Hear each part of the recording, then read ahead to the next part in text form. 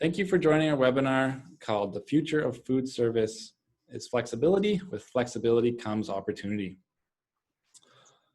For those of you who don't know me, my name is Evan Buey, and I'm an International Initiatives Officer with Alberta Agriculture and Forestry, specifically working on the export readiness and market intelligence file.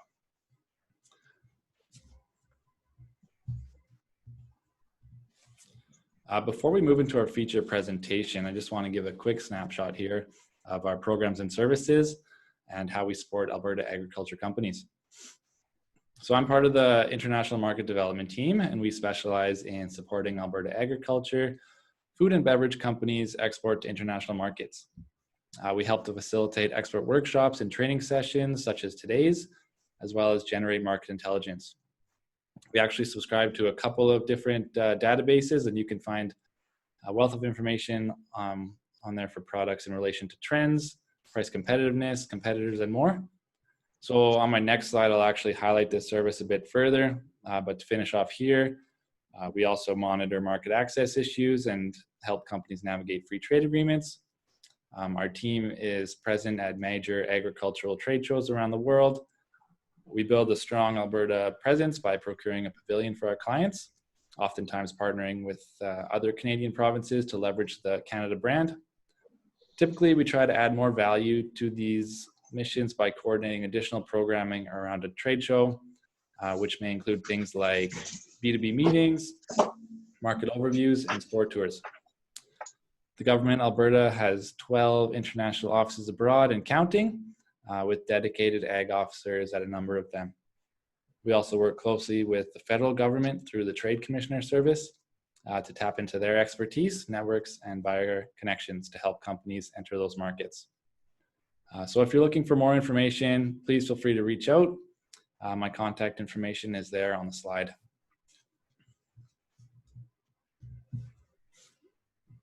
So as mentioned, these next few slides here will showcase some of the types of market intelligence we are able to pull. So taking a look at the Canadian food service channels for starters, we can see the FSR, our full service restaurants, represents the largest channel in terms of sales, with quick serve restaurants. QSR has seen and will continue to see the strongest growth in sales volume across the food service profit sector channels. So with the exception of coffee and tea shop and leisure, all channels are forecast to either remain stable or slow down in sales growth between 2018 and 2023. Taking a look at the US, the chart on the left, last 5 years of data there, shows that FSR is the largest channel. All food service channels experience positive growth in both outlets and transactions. The chart on the right, the next 5 years here, shows FSR and QSR remaining by far the largest channel, with pubs, clubs, and bar registering strong transaction growth at a CAGR of 1.9%. So unfortunately, both of those previous reports didn't take into account the elephant in the room, which everyone knows, COVID-19. So we all know that during the peak of the pandemic, the global food service industry was absolutely decimated. As per global data forecasts, the global food service market is likely to lose $1 trillion in 2020, owing to the pandemic. Asia will be the hardest hit in absolute market value loss, followed by North America and Western Europe. So enough of the doom and gloom. I can't leave you guys on that note. So let's take a quick look at how you can take advantage of this decline to solidify yourself in the food service sector.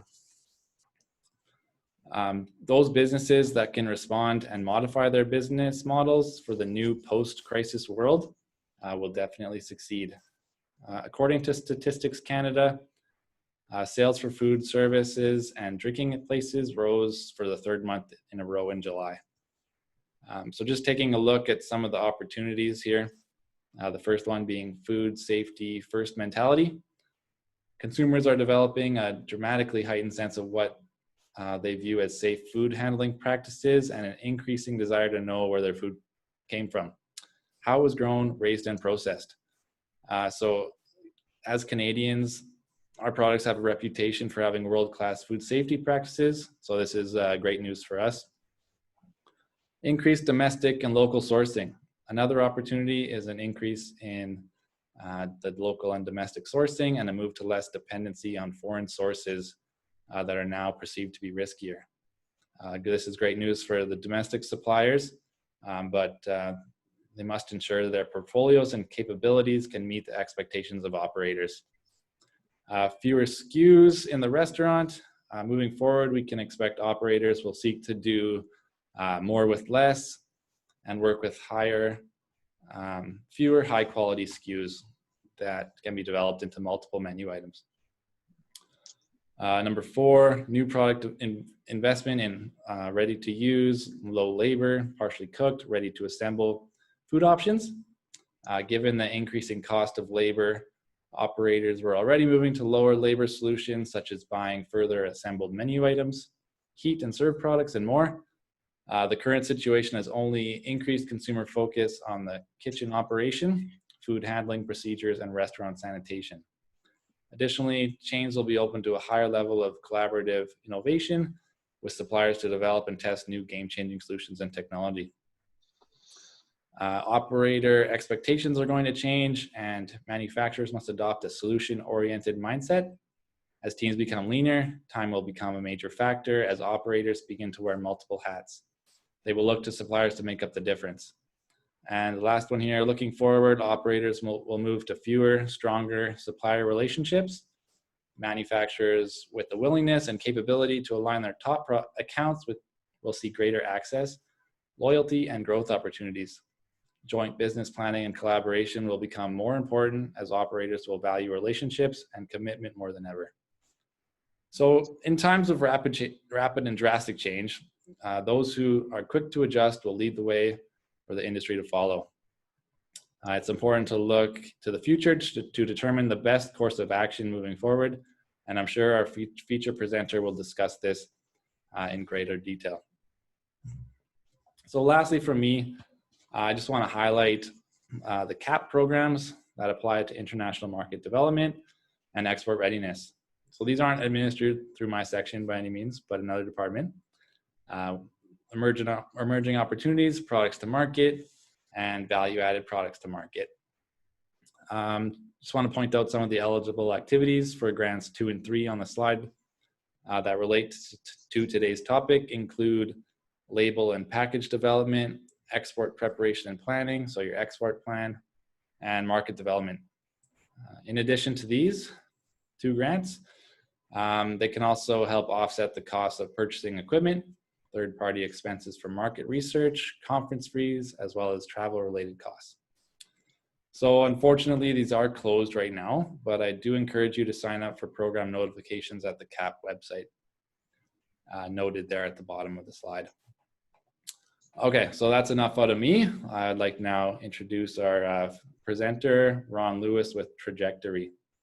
Ron has over 35 years in the food and beverage industry with real-world experience as national sales manager, brand owner, board member, international sales advisor, and a business owner himself. Ron has consulted for and represented companies such as Nestle, ConAgra, Kellogg's, Saputo, Quaker, Arla, Yoplait, and Sara Lee. He has broad channel experience in CPG, food service, in-store food service, specialty, natural products, drugs, C-store, and e-commerce. Ron has a proven track record helping organizations reach the next level of growth, revenue, and profitability. He has a comprehensive understanding of key corporate functions, including sales, marketing, branding, operations, distribution, and sourcing.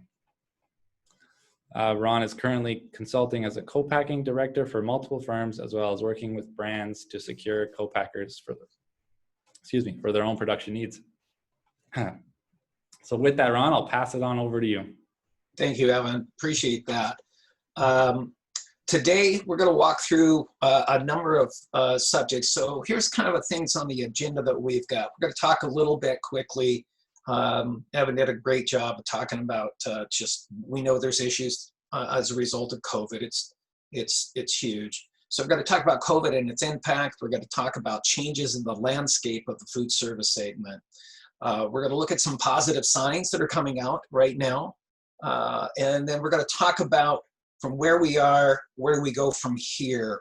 And we're going to review the broad channels of opportunity for you as a manufacturer and where you can possibly go to create new sales opportunities. We're going to talk about the requirement that I see and that is very prevalent in conversations in the industry about flexibility, the ability to pivot in order to meet the needs in the marketplace, but also, you know, there's companies going from survival to success, and we want to get closer to that success side of that equation. We're going to talk about some food service trends and then go over some additional points on the about the marketplace and a little bit touching on exporting to the States, but just some general things. So today, walking through and talking about, as Evan said, the elephant in the room, what's been the COVID effect. So we all know about lockdowns, strict capacity limits, and the public's unwillingness to eat out has given a severe blow to the food service industry. No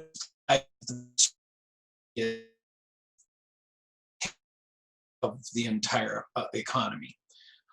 In total, between March and August, eating and drinking places sales dropped in the U.S. More than $148 billion from expected levels, based on the unadjusted data from the U.S. Census Bureau. Now you add along with that the reduction in spending in non-restaurant food service operations like lodging, arts, entertainment, recreation, education, healthcare. That total shortfall is anticipated to be well in excess of $185 billion over the 6-month time period. In the US, there's over 2.3 million people who have lost their jobs in food service. As a result, in August, the restaurant industry witnessed in the US 32,109 closures, and they expect out of those that 19,590 are actually going to be permanently closed, according to Yelp. UBS predicts that basically 1 in 5 restaurants are going to be permanently closed. Now, there was month-over-month growth, July over June, about 4.1%, August over July, 4.7%. But of course, that's coming off of just absolutely terrible numbers that happened back in March and April. However, total sales in August were nearly $11 billion lower than January and February pre-COVID. So the hardest hit segment in the food service industry is full service dining, which may likely be the last segment of the industry to really recover. So in the questions that Evan put out on the invite for this webinar, there were some questions that were offered to you, and I was surprised, not shocked at all, that many of you suggested that the area of growth for your business would be targeting full service restaurants. And that's going to be a challenge, as we all know, that just that segment alone is just really, really challenging. Some states have loosened restrictions on occupancy, which has allowed them to go from 25, and there was a lawsuit actually in one state that forced the governor to go to 50% opening for dining, seated dining.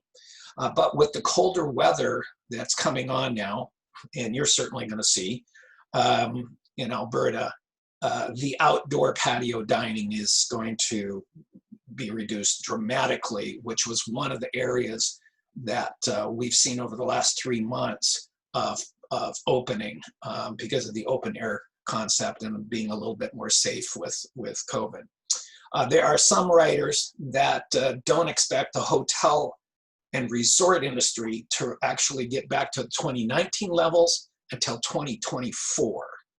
So to survive, let alone being successful, food service manufacturers have got to pivot. You've got to become extremely flexible and virtually flexible at a moment's notice.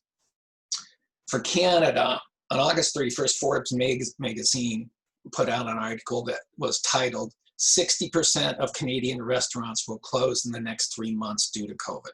So this is basically September 1st, 6 weeks ago. This was stated in a joint study by Statistics Canada and the Canadian Chamber of Commerce. It stated that 83% of businesses in accommodations and food service were closed during that core time of, let's say, March, April, and May. It's predicted that the loss in Canada is going to be $21.7 to $44.8 billion. So let's look at some of the changes in the landscape that have happened in the midst of this for us to be aware of. There certainly have been some very strong successes in areas such as the pizza industry, both for delivery and pickup. Unfortunately, the independent pizza restaurants have got hammered here, not as badly as other segments, but its negative effect has led to growth, dramatic growth in the pizza chain business. There's signs that are going towards a heavy transition from independents in that category towards chain groups. This is also going to be true in quick serve and some drive-through locations as well. Chain groups are now meeting with landlords to find locations where independent pizza operations and some restaurants have closed, and they're looking at moving into those locations with their chain accounts because they already have equipment and seating and room and ready to roll. So there's a lot of transition that we're looking at towards the stronger chain group versus independents. And I think that's probably a couple of years trend there. Now, one of the other things that we've seen in the landscape change is that Cisco made a major effort towards supporting the retail side of the food industry, especially on logistics. Cisco in the States, and it certainly could have been true in Canada, offered up to Kroger, Albertsons, Safeway, other businesses, chain groups to come in and assist with trucking and warehouse people so people didn't lose their jobs. So as food service reduced dramatically and retail increased dramatically, there was built relationships in those areas. Cisco actually was looking in other distributor groups that I've read some information on. They've been looking to see what food service inventory products is already ready to go for retail. So they've asked their vendors questions about how ready is the inventory that we've got of your product ready to go? Do you have UPC barcodes? Are you ready for that product to be able to be scanned?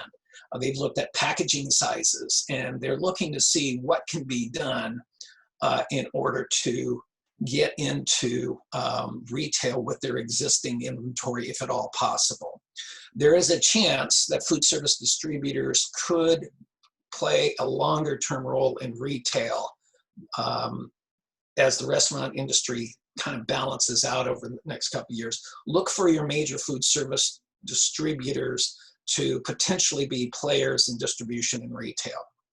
Now, the pandemic forecast has been, for the most part, that the restaurants are going to continue to be hit for at least the next 6 months. If there is a second wave of COVID, then the talk is that the challenges in our industry are going to go all the way through 2021 for sure. And to survive, companies in food service must be flexible. So COVID's caused society to make some major changes, such as the transition from to work at home.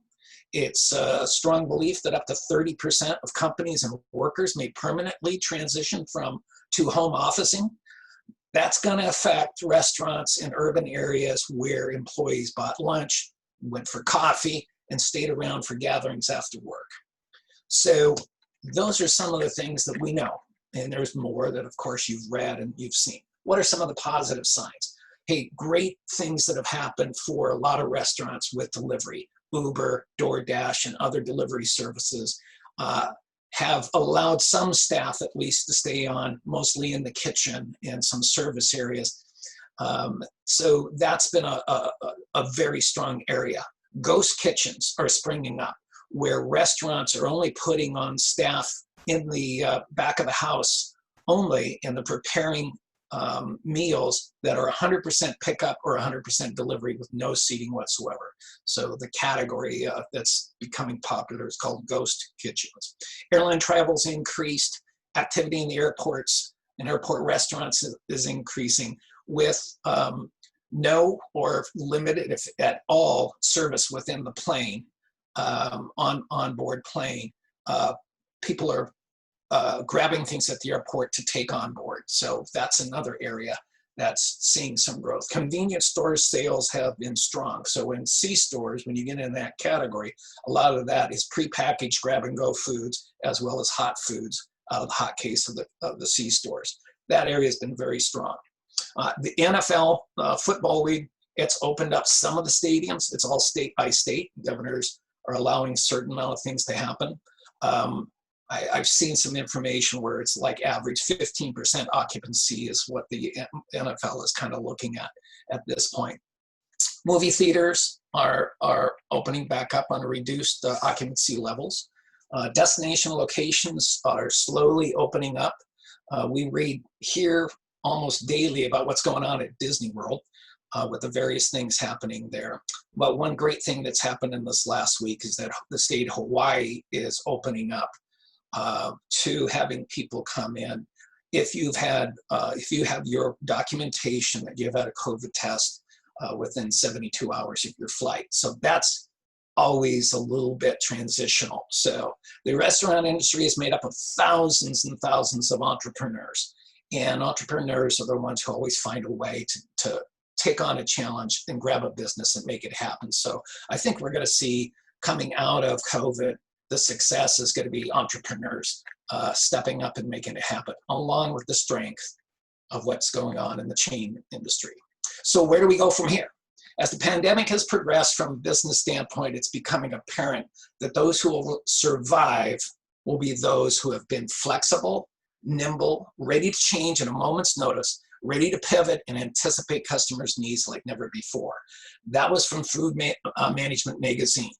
And so that's what I'm here to chat with you about today, to give you great encouragement about your opportunities that I see because of being able to pivot and flexibility. So we're going to talk about entering into the food service segment. Some of this you certainly may know, some of this may be new, but this is kind of the way that I have been working in my career with a couple of food brokerage companies that we've had and national sales management. When we look at how do we go after the broad channels of food service. So food service has been defined as any meal prepared away from home. In our webinar here, we're going to discuss how to enter and grow your food service business. There are literally tens of thousands of food service operators that you have the ability to connect with and provide them with your excellent products. To secure distribution, this is key, and this is what I'm going to be talking about, is a term that we use in our companies.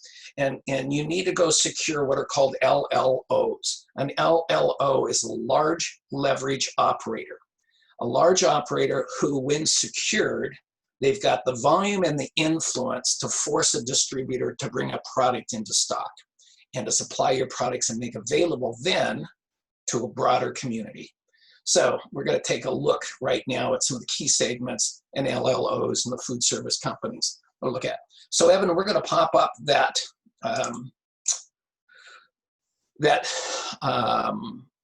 those documents for the channels, commercial and non-commercial.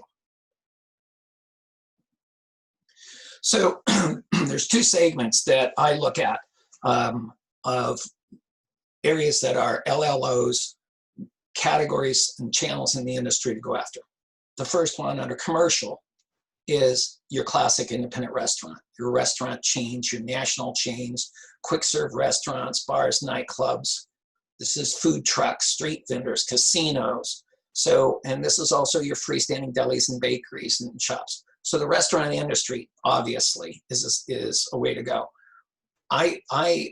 We've experienced over the years great growth with having a pretty good percentage of our sales team out working on the independent LLOs, because when you gather 8 or 10 of these, the numbers can be as good as regional chain groups. One of the areas that's opening up here in the States, which is very high volume and just really was a challenge for the industry and the distribution world, certainly was the casinos. There's a lot of volume in casino feeding, both beverage and food. Hospitality and lodging, so hotels. So in hotels, you've not only got the meals that are out of the restaurant that's in the lobby, but you also have gift shop, you also have in-room snacks, you also have vending or other areas within the hotel. All of these are areas for opportunity for you based on your packaging and your product mix. Of course, resorts, catering opportunities, and convention centers. These are areas that you want to go and be able to create relationships with, because the volumes are significant. Not a whole lot of conventions going on right now. I totally get it. But what I do want to recommend to you is that for all of these segments, if there's still management and staff aboard right now at these locations, you want to start creating relationships if you haven't got those relationships. So get in and let them know that you're concerned about their business. Let them know that you're there to be able to support them now and in the future, and that you're looking to be part of their business going forward. Sports and events. So stadiums. Pro is opening up in the States at least, college for sporting events, and then areas like racetracks, ski resorts. These are places where the volume is substantial. When you go to the average college football game for most of the major colleges here in the States, you're going to see 50 to 100,000 people at the game. So the consumption of every level of food at sporting events is substantial. Travel and leisure. So airports, of course, cruise lines, devastated right now. But again, an area where can you create relationships just of encouragement right now. I think that's great. Amusement parks, ski areas, trains. I haven't seen what's all going to happen in the ski areas, but if they've got the processes to be able to be safe, and that's an area that you probably want to jump into right away. We'll go to the next one, Evan. So coffee house espresso stands. This is an area where if you've got a product mix or can create a product that can go after coffee house, drive-through, which is very big, and the espresso stands, that's an area for great growth. Most, we watch Starbucks because they've got the biggest footprint, but we look at Pete's and we look at other chain groups around the US, and they're all battling to try to find the entire day. Right now, breakfast is huge. It's probably one of the biggest conversations for product category in the industry is, what are you doing in the breakfast world? Kind of as COVID started, Wendy's and McDonald's decided to just lay a little bit low and not go after battling each other. Well, that's over now. They're deciding, because of breakfast being the big category of growth, Wendy's has gone into breakfast area, and they're now going to be back at each other heavily. So those areas with coffee is big. It's just going to be big. People are going in for the breakfast sandwich at McDonald's and a cup of coffee. And it's what Starbucks is doing, and now all your independent coffee shops are going after that same category too. So in-store food service is a segment that I really want to encourage you to take a look at. We've been involved with in-store food service on a very serious level for over 30 years. So this is the perimeter of the store. You can actually go in and there's magazines, and there's industry websites and things that are talk about just the perimeter of the store. So what's the perimeter of the grocery store? Service deli, service bakery, meat, seafood, maybe produce, but it's core deli, bakery, and going after those areas. So meat and seafoods, they buy sauces. There are companies that are prepackaged, delivering frozen to the meat departments, things like chicken parmesan, chicken cordon bleu, entrees that they're just taking, either pulling it out of a box, wrapping it, making it available right there, or it's fully packaged, thaw and sell, or it's fresh products that's coming in. The retail is up like 12.9%. And this category of the perimeter of store, what I call in-store food service, is huge. The volumes are huge. So service deli, everything from your meats and your cheeses and your salads to ingredients that go into those, as well as finished entrees and all the other condiments that go with that. So meal kits are a big thing that's being offered. They're coming in full kits, just pulled out of a box and placed into a cool case or a freezer case and managed by the deli department, or seafood or meat. So these are areas that are very much available. For those in more agricultural companies that have had historically, the bulk foods department is an area that I've had a lot of food service manufacturers over the year take a look at. What can we provide there? With COVID, companies that really saw what was going on, pre-packaged those into 1 or 2 pound bags, made them available, and just stacked them up in the retails in front of the bulk food departments. But because of personal handling, they put a pause on that segment of the business. So now it's a little bit coming back, but that's a great area for growth opportunities. Then we get into sports areas, golf courses, athletic clubs, private clubs, more finer dining and catering and events, but still I can tell you that there's a lot of sandwich, a lot of beverage, a lot of snack and grab to go that's happening right now. Athletic clubs are slowly opening up with proper spacing, and maybe it's 25% capacity, but food and beverage is still part of what's happening there. Again, C-store growth is big. The other area that I'm very high on is cash and carry. You've got CFI Foods there. In the States, it's Smart Food Service, which is a division of Smart and Final out of Los Angeles, but they acquired the UG Cash and Carries that were out of Portland, Oregon.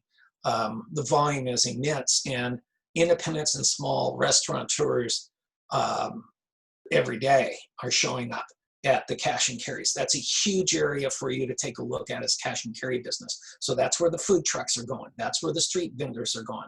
That's where the small restaurants are going, because they don't have to have like major distributors. The Gordons and the Ciscos of the world may require a $2,000 drop or a $3,000 drop as minimum deliveries.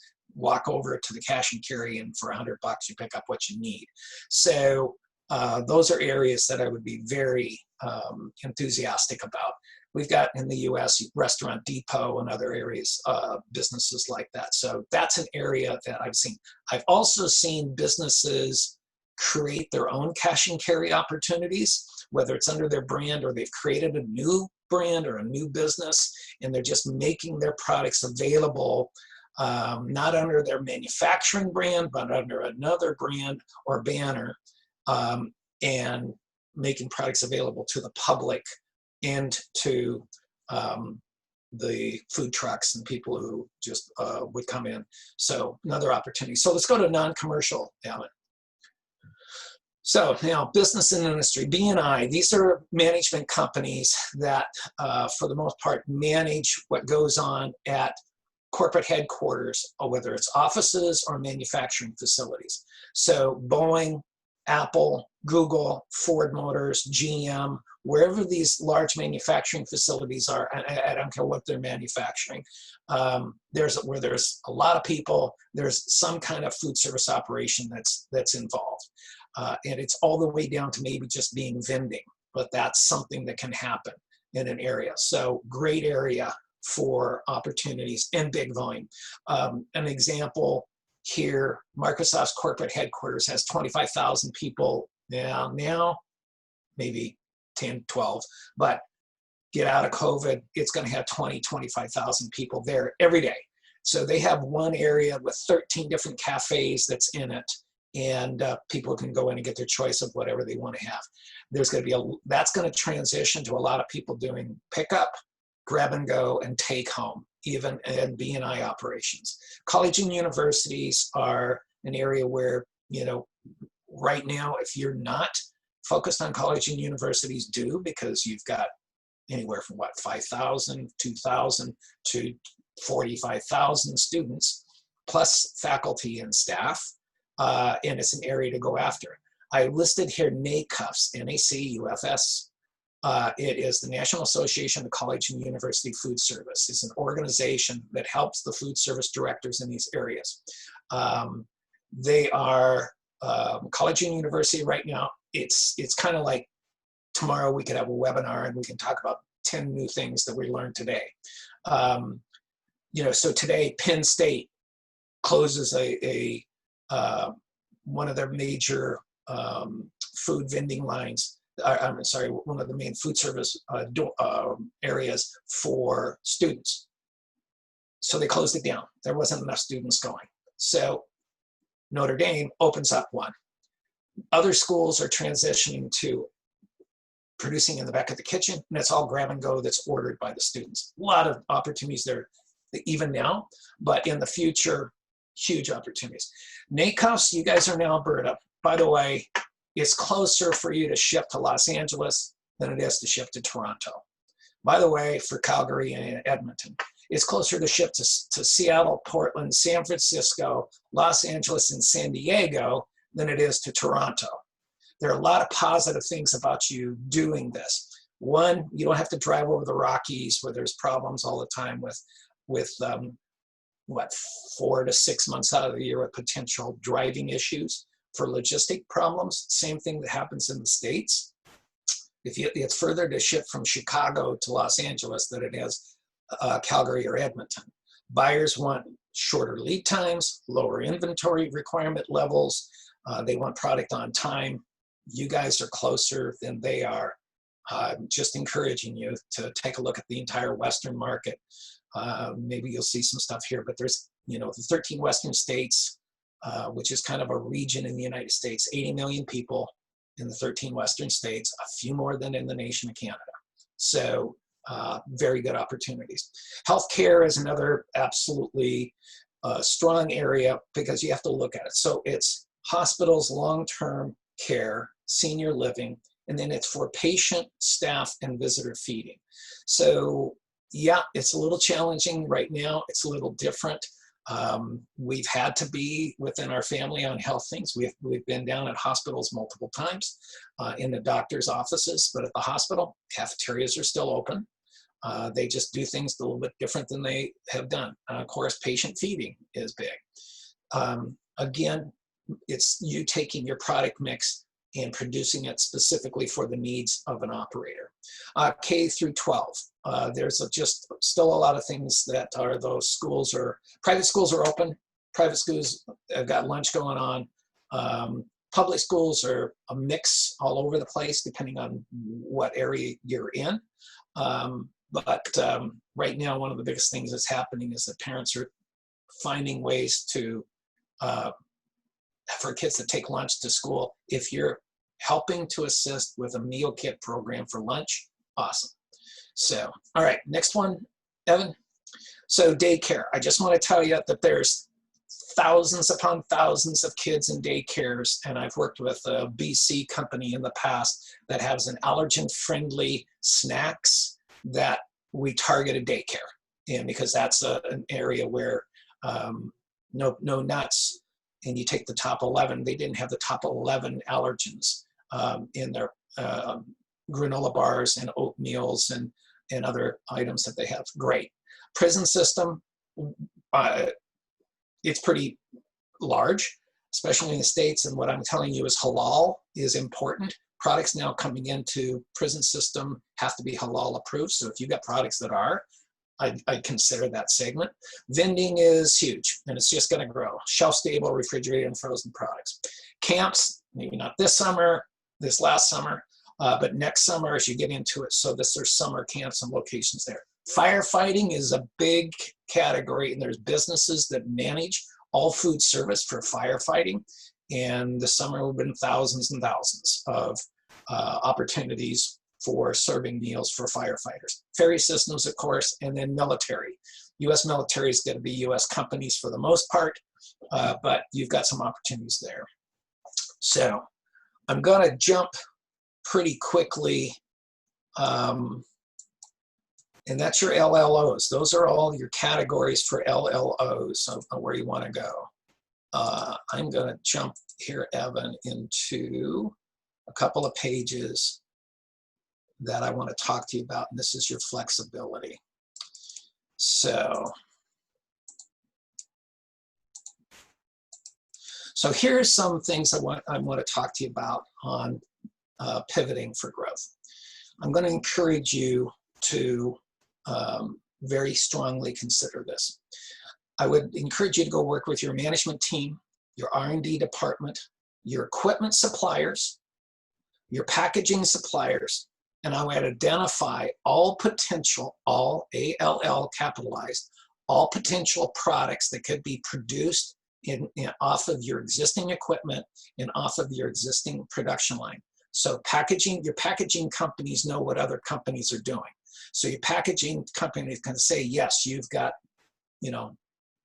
this specific flow wrapper, this specific boxing system, whatever it is. These are the different types of companies that are producing different types of products on here. So do your research within your own house. I'm not suggesting that you have to do capital investment, but I am suggesting you look at what all your opportunities are and your potentials are.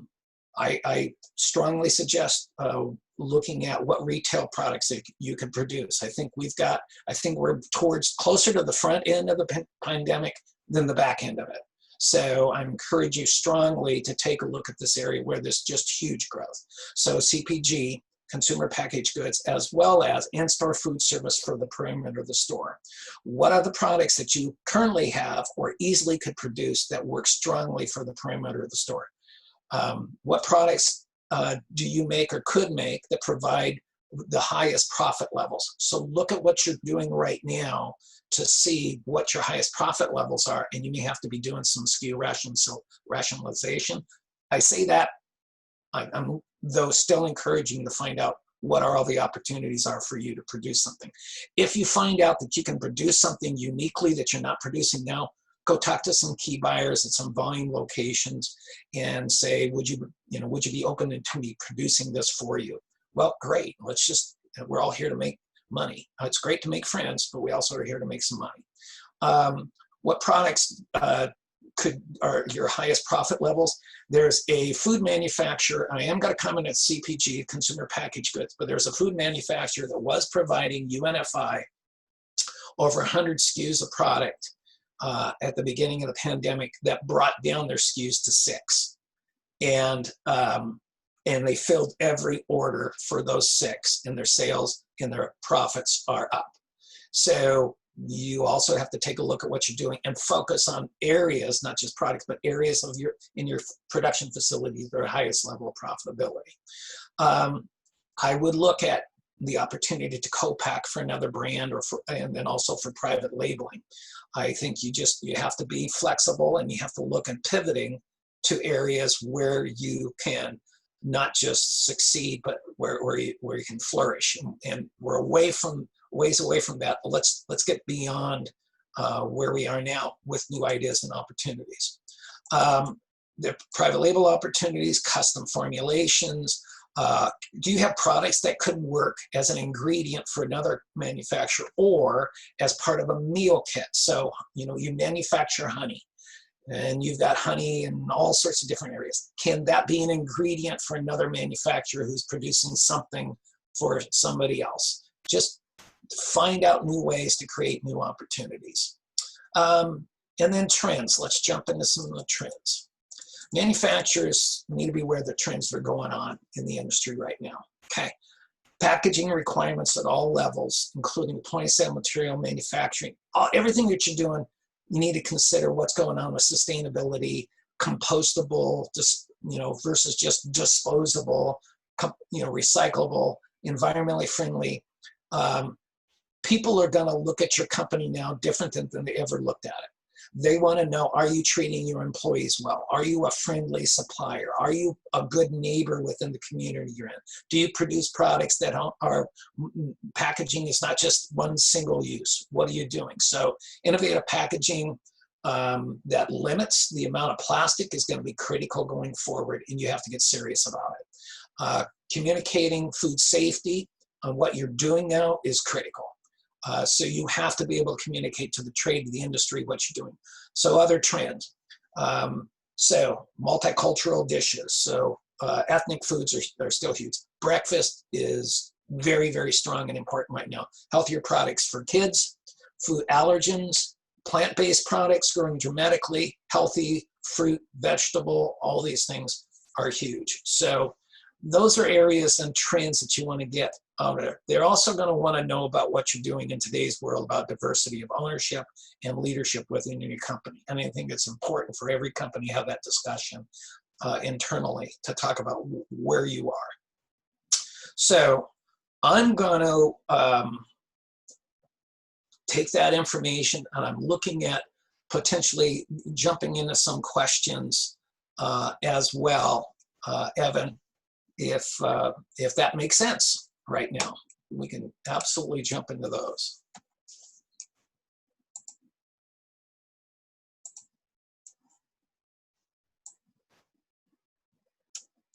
Hello, Evan. So if we're waiting for Evan, I'm going to also... Sorry about that. Oh, no problem. Yeah, so thank you very much for that informative presentation. Yeah, a lot there. Sorry. No problem. No, that's good. A lot there.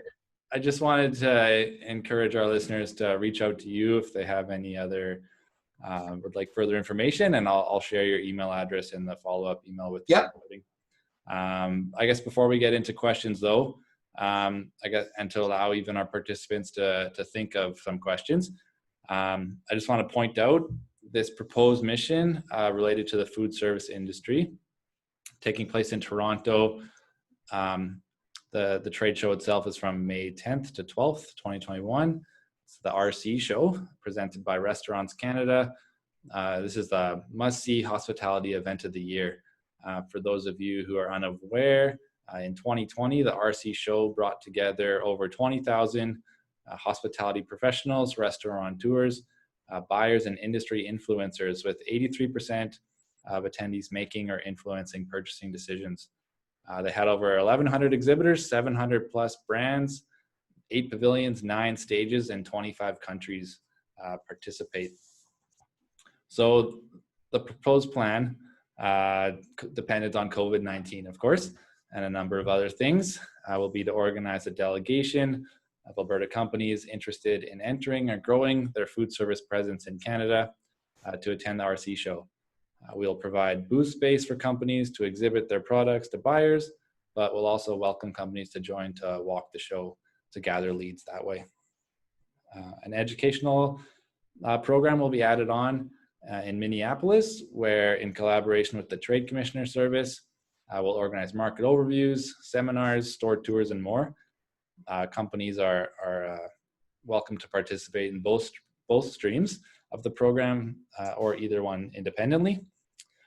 And lastly, I just encourage you to subscribe to our market news e-newsletter to keep up to date on this mission as well as any others that my team does. You can reach out to me if you'd like to be added to that newsletter. So with that, we will go ahead and open it up to questions. Please use the chat box. I see that there are already a couple of questions that have rolled in right now. You can probably read them too there, Ron, but. Yeah, I honestly, I am not familiar with the term circular meals. So have I had experience there? And I would honestly need somebody to find that for me, because it's a different vocabulary perhaps than what I've used. So I will throw, as we're waiting for a couple more things, we are going to be sending you some follow-up information I'm going to be providing, such as research, opportunities, and trends, and how do you find out who some of these opportunities are. I'll go ahead and do a screen share here of, if I can. I'm going to jump into a screen share here, and I want to, let's see if this is the, here we go. So how do we find out where opportunities are? One of the ways for you to go see about restaurateurs is sites like OpenTable. So OpenTable is an international site if you want to go get a restaurant reservation. So let's go down and Daniel Boilers. I look at Daniel's Broilers. Oh, great. So Daniel's is going to pop up and it's going to tell me about that operation. And what's nice for you as a food service manufacturer is you want to find out more about, is this a good opportunity for me? So you can pop right into their menu and you can go right to that restaurant's website and you can go look and see what's available. So there's just so many things that you can do on the internet to source looking for LLOs, large leverage operators. And so I would highly encourage you to do that. So. All right, Ron. Well, we've got a question here. Thank you for sharing. So on trends, what areas are you excited about? Well, I'm excited about the areas that as we get our arms around what's going to open up quickest. So what do we know? So we know that there's just, so right now, what are people doing? They want to get out of the house. Okay, so we're not going to see an influx of tourism. So I think what we've got to do is look at those areas where we're going to see an influx. So ski resorts right now, I'm going to assume that all across Canada, they're going to find a way to open up ski resorts safely to do this. So I'd look at every opportunity there. Within Canada, where are the opportunities for travel and things that are going to go on this time of the year? We've got to just look for the next 90 days. I think going forward, I think what we're going to see is people are going to want to bust out of the house and they're going to want to go do things. The hotel business, I think, is going to scream, the resorts business, the amusements parts, when things happen. Now, that could be a year from now. Nobody really knows. But areas where people can bust out of the house is where you want to get. Right now, if I own a food manufacturing facility, I would be all over in-store food service with any relationships I've got with retailers currently. And I looked for walking over who's the buyer for Service Deli, who's the buyer for Service Bakery, who's in the meat, who's in the seafood, where can I capitalize in this area that has huge growth, and how can I go get that? So finding in areas where there's trends of opportunities for growing. I think you're gonna see the restaurant regional chains and national chains are gonna be probably the ones that are gonna hold on the best just because they've got a little bit more capital. But I think there's also gonna be a continuing major push into neighborhood restaurants if the neighborhood's gonna get behind it. So might be there. Okay. Okay. And I guess circling back to the circular meals, no pun intended. There we go. So it is similar to a circular economy, but in food service and utilizing waste product from one to create value add for food service. So the original question was, have you had experience with circular meals?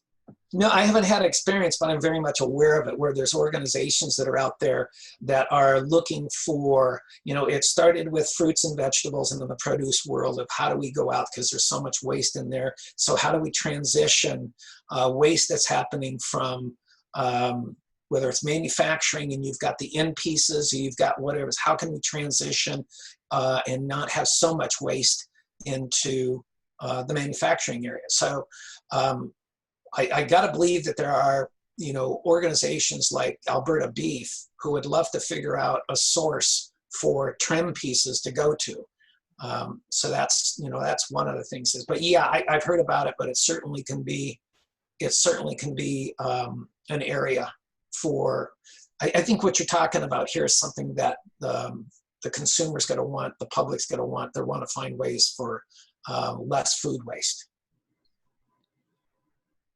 Right, I think so. Yeah. So the next question down the line up here, any experience on trade grains, lentils, beans from Canada or US? I have spoken to a number of, whether in Manitoba, Alberta, other areas, and I just encourage them to take a look at it. What are you doing? Are you producing bulk? If you're producing bulk product, then go out there and find companies that are repackers. They're going to repack your product into something else. And then obviously, again, you're going to look at where the areas of an ingredients are for these. Now, if you're looking at commodity trading, that type of thing, I'm not strong on that. I know there are people certainly that are on that, but I'll give you an example. I had a conversation with a guy in Manitoba who is big on hemp. They were just coming out and starting to do some really good things. And then because he was just in that one category, but there were farmers all around him that had other products, I was encouraging him strongly to create a consortium that would help for export to the US, that could, under one banner, create a way to be able to sell a broad range of grains or other agricultural products by the strength of putting everybody together. So that's one thing to look at. But you'll get my contact information, and with specific questions, I'm very happy to respond. And if I can find somebody to point you directly to, I'd be happy to do that. So. Okay, so here's another one, Ron. Yeah. How do you see the technology versus restaurant pertaining to the digital transformation of survival? Well, I probably get 4 emails a week from some companies that are like BIMTech, that are just solid into data. And that's what these guys are just talking about, is how do the restaurateurs, how do these guys, or how does consumer packaged goods, what are they doing with its database sales? And it's huge. And that's what people are making decisions on now. Relationships are important, but they're taking a back seat to data that's coming in and saying, this is what the consumer is doing. These are the trends that are happening, and the buyers don't want to make a mistake, so they jump on the trends and they jump on the data. So there's a lot going on in the world of data in the restaurant industry and consumer packaged goods. That's how you keep a product in stock. It's based on the data. So how many dollars per square inch is being sold in retail? How many facing, how wide is your facing? If your facing is too wide, it should be taller. I need a smaller package. It's all data. So, but again, shoot me an email for a really specific question, and I'll do my best. But that's huge. That's how buyers are making decisions, is based on the data being provided.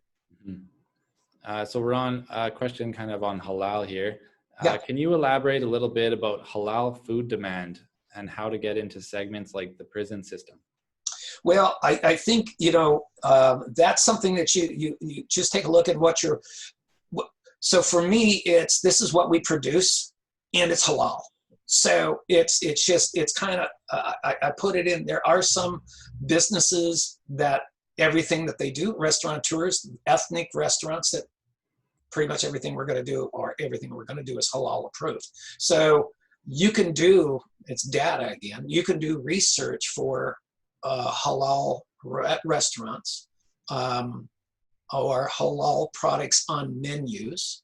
And there's a lot of research that can be done on it.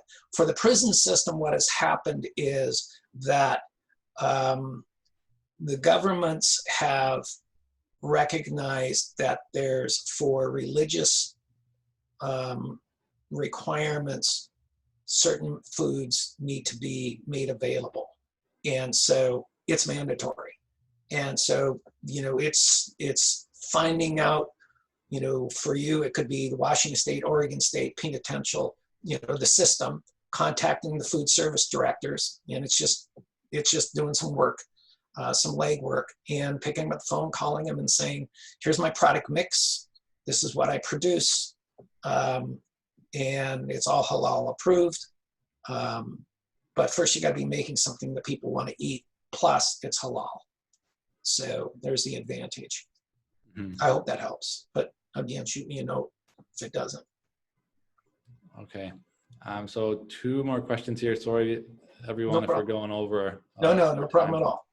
So this one's pretty specific. So I'm a small fruit producer unable to afford the inspections required by CAP. There are thousands of small growers who would benefit from cooperative packaging.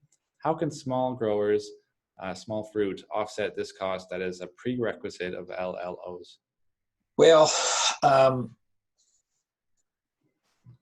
so, I mean, depending on what the food inspection requirements that are there. So if you're talking about, do I have to be an SQF2 level approved facility? No, you don't have to. Do you have HACCP programs? I mean, I got to believe that if you're producing anything, you've got some governmental agency that's coming in and making sure that you're hitting the minimum food standards. I would start with where you're at, and I would shout it from the mountaintops that we're HACCP, that we are approved by this provincial organization that inspects us, and here's my inspection certificate. Awesome. I am always stoked about finding entrepreneurs and assisting entrepreneurs on how to get to marketplace. You are absolutely right. There's thousands of small growers, and I'm totally on board of grabbing co-ops or creating co-ops to try to get the strengths of the individuals to become very, very strong for the group. So shout what you're doing right now. Take pictures of what you're doing right now. Put it on your websites of what you're doing right now on your food safety practices and what you're doing.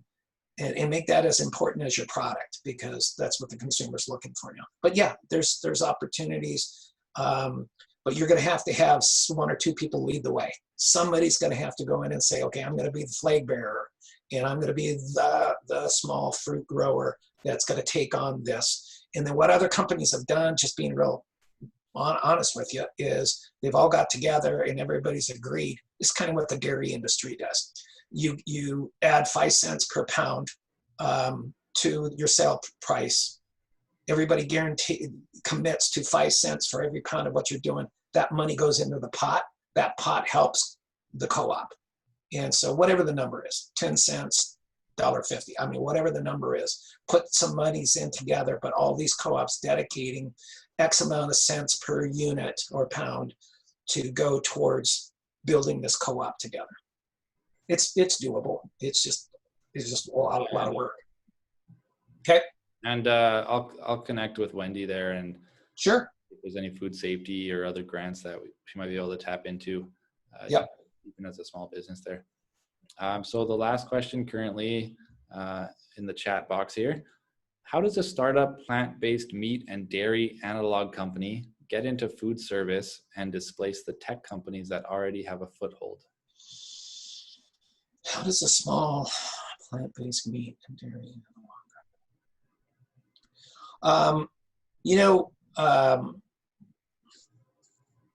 you're going to have to go create something maybe that somebody else just isn't doing. So, or doing it differently. Anytime you're up against Goliath out there and you're David, you want to be able to, you got to just figure out where your strengths and weaknesses are. But you need to go out and create something that's unique that the other people aren't doing. The consumer is not as excited about the big database companies. They're excited about the people and the product. So first thing I would do is, what's your story? Take your story, and even go back to the small fruit producers. Take your story, because what people buy because of the story, okay? They buy the second and third time because of the product, but the first time they buy because of the story, good packaging, good things being said about them. But I would go out and create something that's just not apples to apples against the big companies and start by putting your foot in the door with something unique if you can. All right, thank you, Ron. So it looks like there's no further questions. And if nothing rolls in here right now, we might as well wrap it up. I just want to thank everyone again for taking the time out of their day to sit in and listen to this webinar. I hope you found value in attending, and I hope you enjoy the rest of your day. Take care, everyone, and that's all for now. Pleasure. Thank you.